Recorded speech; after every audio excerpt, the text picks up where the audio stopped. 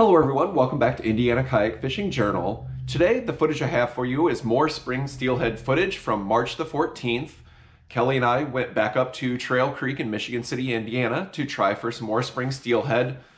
The interesting thing about the steelhead run this year is all of the fish that are average size, so like 6 to 8 pounds, and then all of the fish that are smaller than that in Trail Creek are all fin clipped. So what that tells me is they've started a mass marking program a few years ago to mark all of the stock steelhead that they're putting into Lake Michigan. And it tells me that basically all of the fish in Trail Creek are stocked fish. I didn't see any fish that still had an adipose fin that were average size or smaller. Every single fish like that was clipped entirely. The only fish that I saw that still had their adipose fin are all of the bigger fish, probably those 4 and 5 year old fish before they started the clipping program for them. So kind of interesting. But like I said, you know, if you're fishing these tributaries and you notice that is basically what that is. It's basically showing that most, if not all, of the fish that are in Indiana are stocked fish. So with that said, there's, like I said, in the spring, a lot of spawning activity happening for these fish.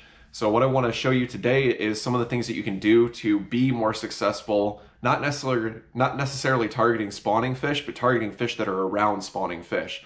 A lot of the times the fish that are actually actively spawning are not going to be the ones that you're even going to get to bite anyways. You can sit there and try to annoy them, cast right to them 100 times, and you're never going to get them to bite. The fish that are actually going to bite are the ones that are around them. So in this first clip, you'll see Kelly, and basically to her right upstream on this shallow gravel bar, there's a ton of fish and they're all actively spawning, and they're going to be next to impossible to catch. Now what we did find was there was one fish that was back a little bit further from those fish that was sitting in just a little depression about 30 feet behind those other fish. And what that fish is actually doing is it's either resting or it's actually waiting for stuff to drift down the river from those actively spawning fish. So any insects that get dislodged from the spawning activity, any eggs that drift down through there, that fish is sitting there, you know, trying to eat that stuff. So like I said, we noticed this fish sitting there by itself, just waiting for something to come along. So all Kelly had to do was kind of sneak up on it and throw one cast in front of that fish. She made a perfect cast and immediately hooked into that fish. So check it out. I think she's spooked. Oh, got her. Got her.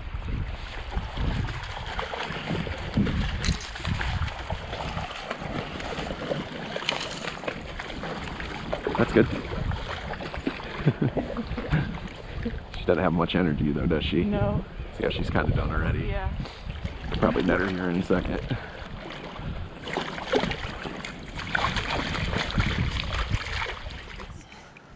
It's nice and quick.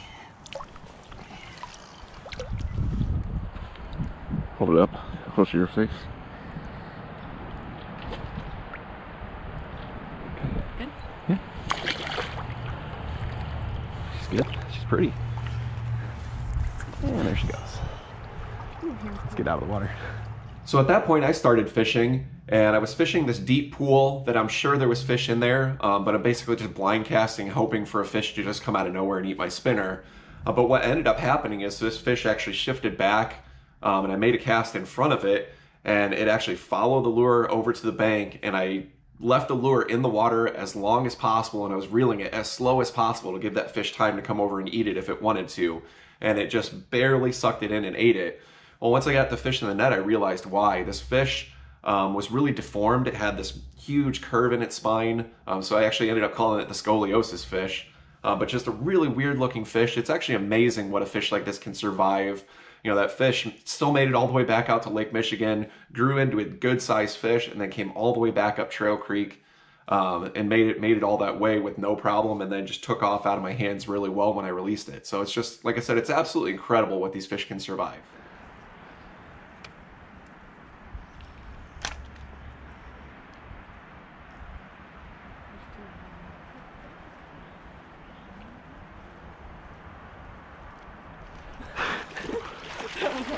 Slow-mo. That's a nice one. That's that weird spined one. Yeah.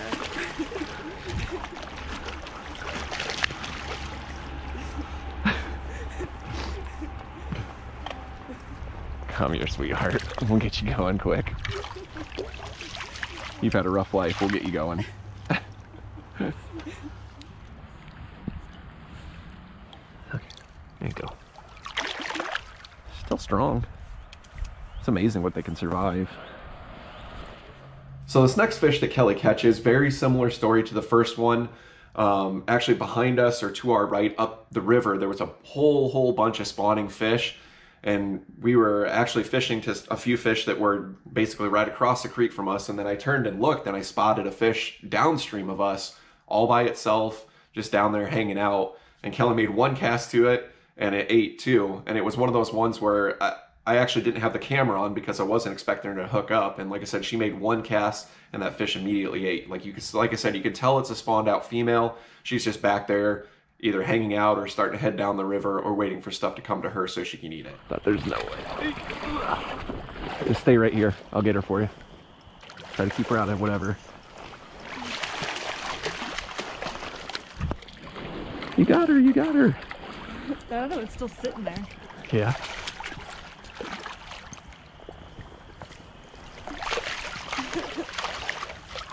It's all right. All right, and I'll let you go.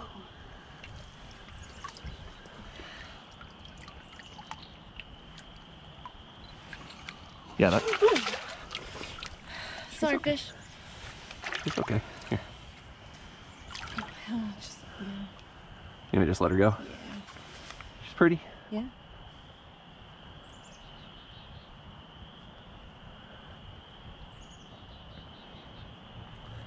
Can you find a way through there?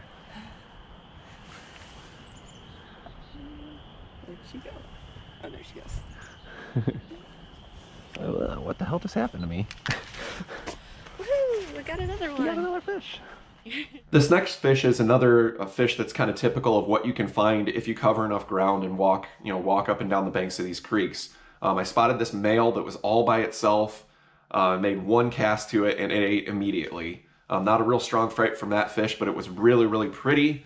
Really neat fish. But like I said, a lot of times when these fish are spawning, the actively spawning fish are the fish that are all grouped together and not the ones that you're going to be able to get to bite. It's those ones that are individual, single along the course of the creek that you're going to get to bite. And if they're willing to eat, you're going to know it on your first cast as long as you make a good cast.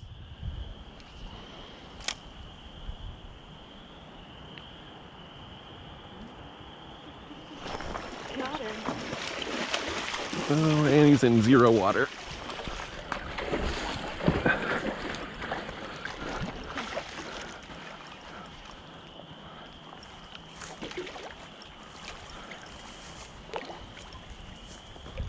That's a nice looking fish. Yeah. No. You got your male. Yep, he's beautiful. Yeah. He's really pretty. I don't have him yet. Lost 2 of them doing this the other day. That's true. He's just bee cooked right in the very front. Yeah. Do you want me to try to net it? I can get him. He just has to settle down first. Yeah. Nice fish. Yeah. Bigger than he looked when he was out there.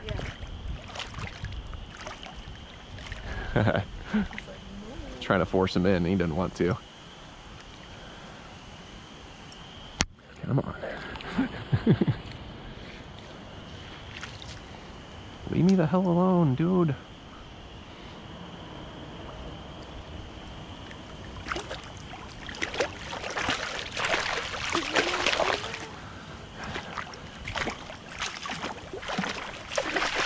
Try to stab at him. It's not working.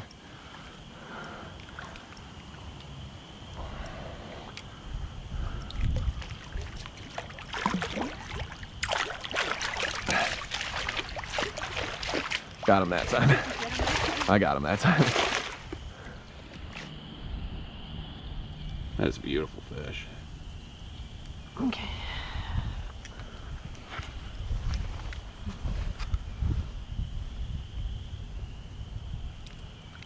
They look so neat when they get all like that color like that. Yeah. Look at the teeth on that thing too. Yeah.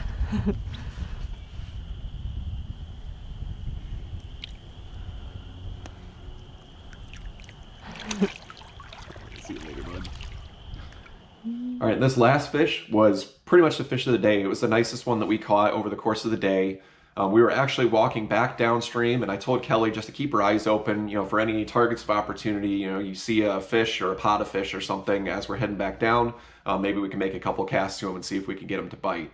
And that's basically exactly what happened. We were walking back down the creek, and we'd only gone about 100 yards, and we actually spotted 3 males that were underneath this tree, and they were basically just jostling around and fighting each other. And what we did was we were standing there, and Kelly was standing there waiting for the opportune moment to make a cast into them. Now these fish were in this really tight little area, and Kelly had to make this perfect cast to get the lure in there for her to maybe even have a chance at these fish. And like I said, she was real patient and made this absolutely beautiful cast right where it needed to be. And the first time it came across in front of one of those males, he just charged up and ate it and then went berserk. It was just awesome. A really, really cool fish. Really glad she got this one. Yeah, I think there is 2 fish there. Yeah, there is, for sure. Oh yeah, I can see both of them now. There might be 3 fish in there. At least 2. Perfect cast. Got him. Got it. Holy cow.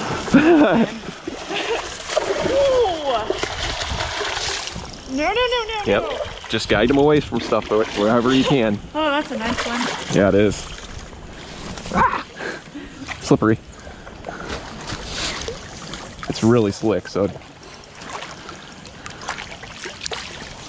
gonna make sure I get him. Oh, that's a pretty fish. Yes, it is.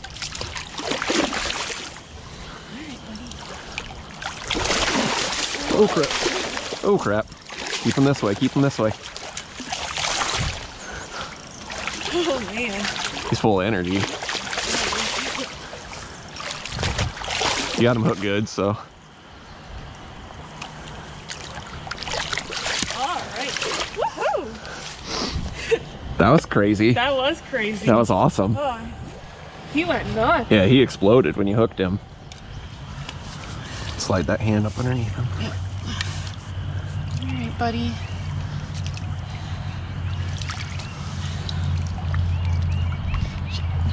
It's okay.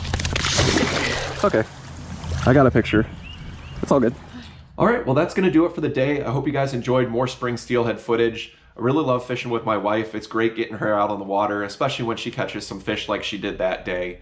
Just a great time. Really fun having her out. I hope you guys enjoyed the footage. Thank you to everybody who likes, comments, subscribes, shares these videos. I really appreciate it. Hopefully I'll see you guys on the next one.